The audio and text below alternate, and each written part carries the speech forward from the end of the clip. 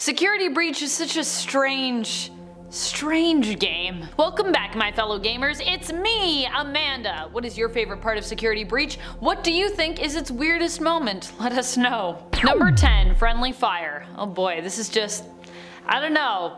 It's just silly. It's less WTF admittedly, and more just like, why though? So if you end up getting the Phaser Blaster, you can stun animatronics that are chasing you by shooting them in the eyes. This temporarily blinds them. That all makes sense to me. The other item you can get, the Phaz camera, works in a similar way with its flash. Also, that makes sense. And yet, you can also use this to stun your friend Glamrock Freddy. Why would you ever want to do that? Why is that even possible? Why is that even an option? Just how sadistic is Gregory? These are all the questions I'm left to ask myself, and unfortunately you, who chose to watch this video, this shouldn't even be an option in the game, and yet hey, it is. You can do it. Just because Gregory is probably kind of partly a jerk all the time. And friends, before we move on to our next spot on this list, if you love what we do here at Top 10 Gaming, make sure you show us that you love us and that you want more FNAF content by hitting that like. Number 9, Traveling Around in Glamrock Freddy. Why is this weird to me? I mean, it's cool, but why is it weird? Well, because it really doesn't seem like there is enough room inside Freddy for you as Gregory to fit. And I still stand by this observation today. I've honestly been saying it since the release of this game, when we got to see the chest cavity and also get a sense for, our own size as Gregory in the game. It just doesn't add up to me. And the claustrophobic side of myself kind of feels like, as cool as it is to move around more safely in Freddy and also in essence pilot him, that is cool, I personally would never want to climb inside of his chest, no matter how small or how big it was. That just seems like, no thank you. And definitely not if it is things like Phaz Watch is also in there that I gotta share space with. That part where it appears that you get out still confuses me. Did the Phaz Watch only appear after, moving up inside Freddy from another part of him, like a limb or something? Or was it there the whole time? If it was there the whole time, there's really no room. It really doesn't make sense. Number 8, What's in the Vent? One of the most actually terrifying moments comes from the Music Man who chases us in the vent. But also, I have some questions about this. Where did this Music Man come from? Why is he in the vent? Why is there a small and giant Music Man in this game? Is this little Music Man part of DJ Music Man's army? Does he have a bunch of them? That sounds horrifying.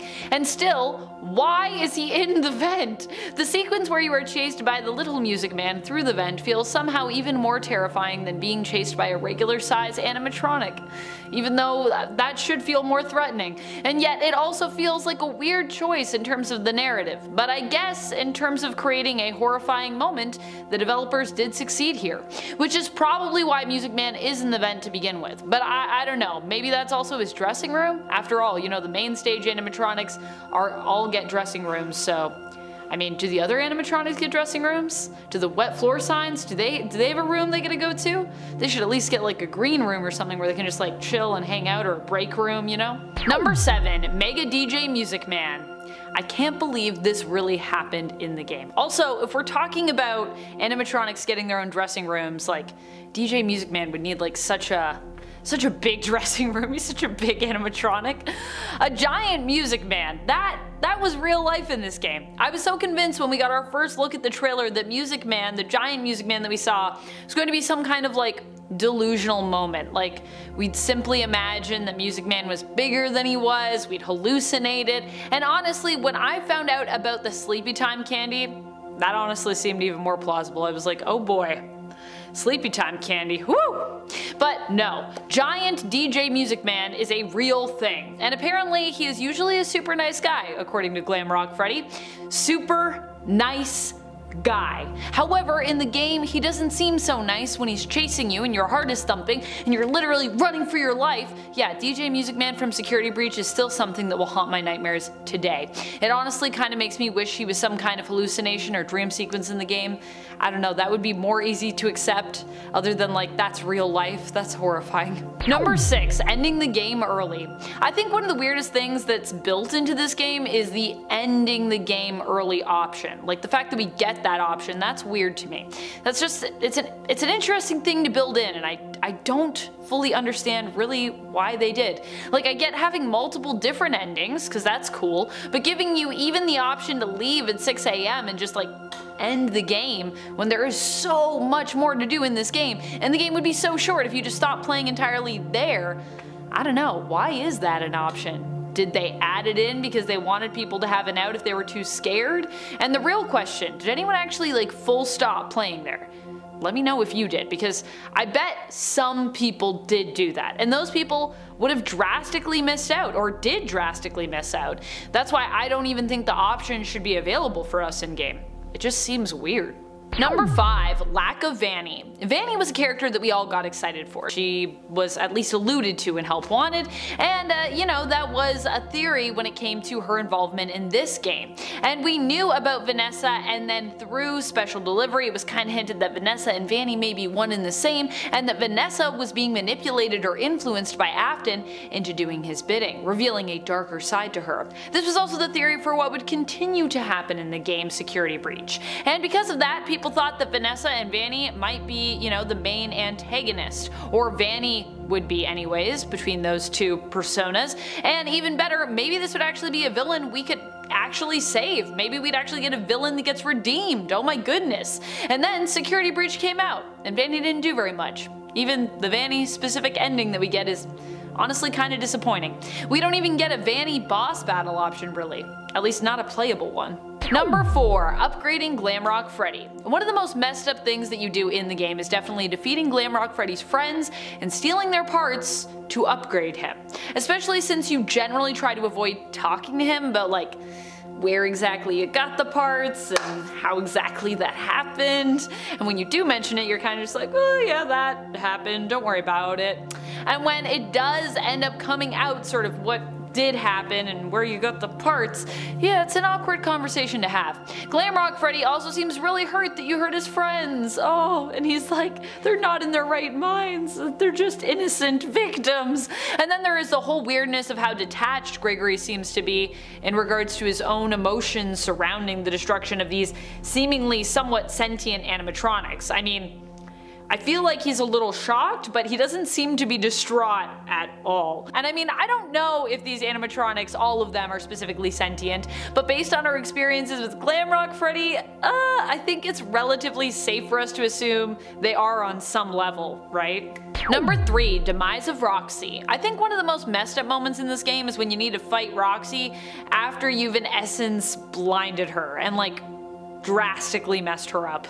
This really was the moment that made me question everything I thought I knew about this animatronic and her personality. Sure, Roxy seems self-centered and egotistical to begin with, but when you see just how devastated she is at the prospect of perhaps no longer being beautiful and being loved and accepted, oh man, that like hits you. It really shows you just how sad of a character this really is. It made me feel for Roxy, and it also made me feel horrible for everything being done to her. Like, I was thinking, dang, I don't want to see this animatronic hurt, but also that's how the game goes, so that's just like a thing that you have to have happen. You have to defeat her. You have to, in essence, kill her with fire. Or, you know, maybe not straight up kill her with fire, but at least stop her with fire. Number 2, it was Afton all along? The reveal that none of us were really hoping for, but I guess some part of us all was expecting to happen. I think the fact that William Afton was the villain behind Security Breach was not surprising, but at the same time it was definitely something many of us were kind of hoping would not happen. Or I think even if you were like, oh, I want William Afton to come back, when it did happen you were like, oh wait, maybe I never wanted that. Because like, why? I mean, William Afton is a horrifying villain, don't get me wrong, but he's also a very dead villain. A dead villain that we thought had been dead for a long time and multiple times over. And yet here we are with a villain that seems to keep coming back no matter how dead he is. He's been spring locked, returned as a restless, rotting corpse. He's been incinerated. He's been a ghost who haunted technology, getting uploaded into a game with his consciousness after he died, and now he seems to somehow be a charred husk looking for a new form. Cool, cool, cool, great, love it. Number 1, sleepy time candy. Ugh, moondrop. Ugh.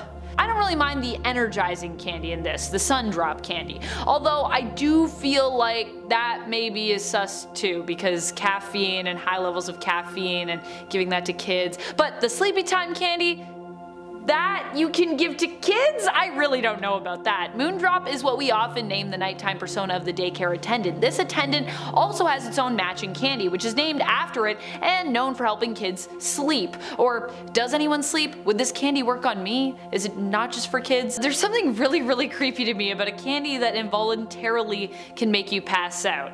There's something really creepy to me about a candy that makes you sleep at all, because, well, it could be used for nefarious purposes pretty easily. Honestly, this was probably one of the biggest things in the game that freaked me out, though the moondrop persona of the daycare attendant in general is just really creepy. That and like when moondrop is around, you get like the nighttime-y vibes. Oh, I don't like that either. That bothers me. There are so many weird things about this game. Honestly, I could probably talk about it all day. There's a lot of weird things.